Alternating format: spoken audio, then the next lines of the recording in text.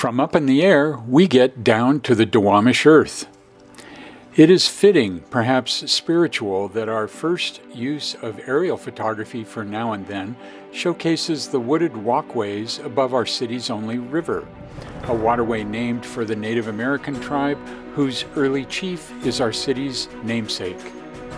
An established public trail lets us walk this hillside and imagine the homeland of the Duwamish people, whose name means the way in, and who once numbered 4,000 along the river and its tributaries. This, of course, was before Euro-American immigrants brought dominance and disease that decimated the tribe, even burning some members out of their shoreline dwellings. You can find this path, called the West Duwamish Greenbelt Trail, along superimposed green lines in our then and now photos. The older view from 1920 provides a stunning glimpse of the eastern ridge of West Seattle, fronted by the Duwamish Waterway and precursors of West Marginal Way and the First Avenue South Bridge. At right swirls a U-shaped oxbow created by the river's recent widening, deepening, and straightening. Standing at center is Plant 1 of the fledgling Boeing Airplane Company, the sign on the roof. Intruding at far right is the wing of an early biplane, from which the photo was taken rather courageously. But our focus is on the trail, a new one in the expanded, soon-to-be-published Hiking Washington's History, a color guidebook detailing 44 hikes statewide with 12 added treks.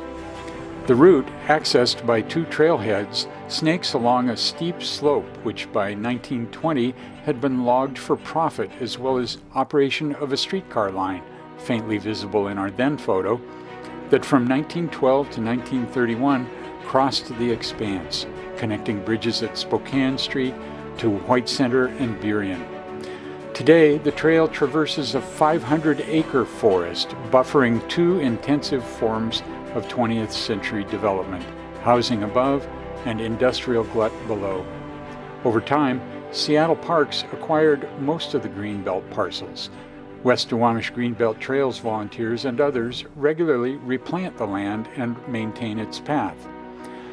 To create a matching now image, Sherrard and I literally got a helicopter view in late February, he making stills and I shooting video.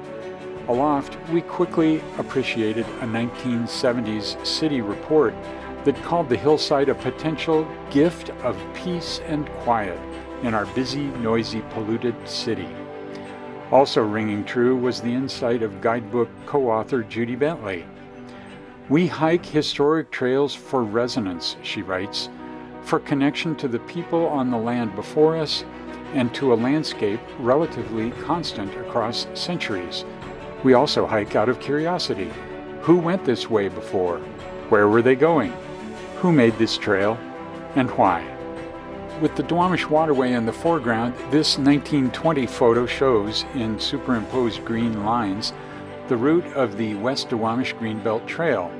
It is among 44 hikes in the expanded Hiking Washington's History by Judy Bentley and Craig Romano, University of Washington Press.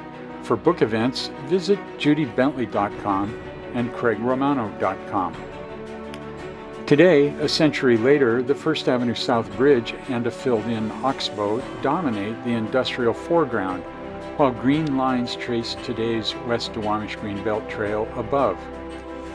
For trail maps and more info, including plans for a new ridge-to-river trail emanating from the Duwamish Longhouse on West Marginal Way, visit wdgtrails.com.